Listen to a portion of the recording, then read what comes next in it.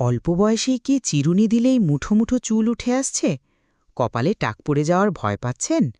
চিন্তার কিছু নেই। আজকের ভিডিওতে আমরা জানব কেন চুল পড়ে এবং ঘরোয়া উপায়ে কিভাবে এর সমাধান করা সম্ভব। আসুন জেনে নিই আমরা এর প্রধান কারণগুলো কি কি। ১. অতিরিক্ত মানসিক চাপ, দুশ্চিন্তা চুলের গোড়া দুর্বল করে দেয়। ২. অপুষ্টি, ডায়েটে প্রোটিন, আয়রন বা ভিটামিনের অভাব। ৩.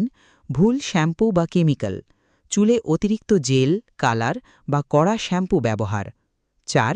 হরমোনের পরিবর্তন, বিশেষ করে থাইরয়েড বা বংশগত কারণ। আমার মতে একবার থাইরয়েড টেস্ট করে নেওয়া ভালো। ৪. পর্যাপ্ত ঘুমের অভাব, অনেক রাত্রি পর্যন্ত জেগে থাকলে। এতে আপনার শরীরে হরমোনের ডিসব্যালেন্স হয় এবং আমাদের মস্তিষ্ক সঠিকভাবে কাজ করতে ব্যর্থ হয়। এবার আসুন আমরা জানি এর ঘরোয়া সমাধান ও টিপস। চুল পড়া কমাতে ৫টি নিয়ম মেনে চলুন।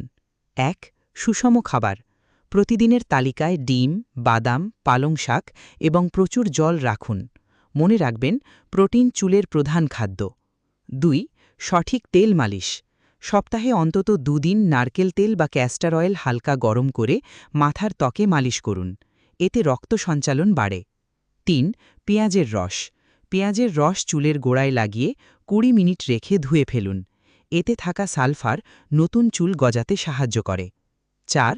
অ্যালোভেরা জেল, অ্যালোভেরা চুলের রুক্ষতা কমায় এবং স্ক্যাল্প সুস্থ রাখে। ৫.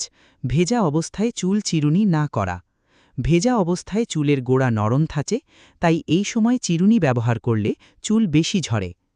কিছু কথা বলি পরিশেষে।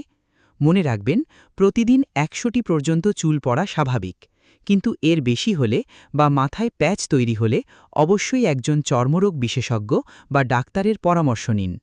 কোনো বিশেষ ওষুধ বা লোশন ব্যবহারের আগে বিশেষজ্ঞের মতামত নেওয়া জরুরি। চুলের যত্ন নিন, সুস্থ থাকুন। ভিডিওটি ভালো লাগলে সাবস্ক্রাইব, লাইক ও শেয়ার করুন এবং স্বাস্থ্য বিষয়ক আরও তথ্যের জন্য আমাদের স্বাস্থ্য কুটির চ্যানেলের সাথেই থাকুন। আর কোন বিষয়ে ভিডিও পেতে চান কমেন্ট বক্সে জানান।